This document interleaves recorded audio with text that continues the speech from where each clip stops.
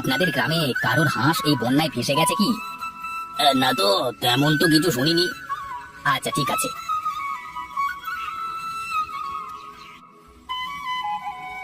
ভাই, আপনাকে তো এই গ্রামে আগে দেখিনি। একটা কাজে এসেছিলাম। কি কাজ জানতে পারি? হ্যাঁ, পারেন।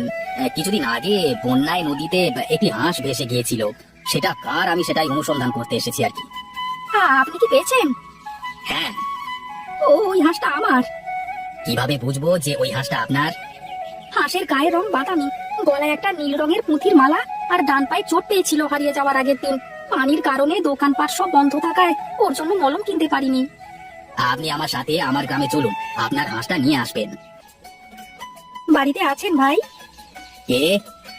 আমি হরিশ, হাঁস নিতে এসেছিলাম। ও আপনি, দাঁড়ান দাঁড়ান, আসছি। আমি ভাবতেই পারিনি যে আমি আবার হাঁসটাকে ফিরে পাবো। হাঁসটার পায়ের আঘাত সেরে গিয়েছে, এখন সুস্থ আছে। আপনার উপকারের কথা আমি কখনো ভুলতে পারবো না। সকালের খাবার খেয়ে যাবেন, যাবার সময় আসুন আসুন। আজকে না, আর একদিন আসবো, কেমন?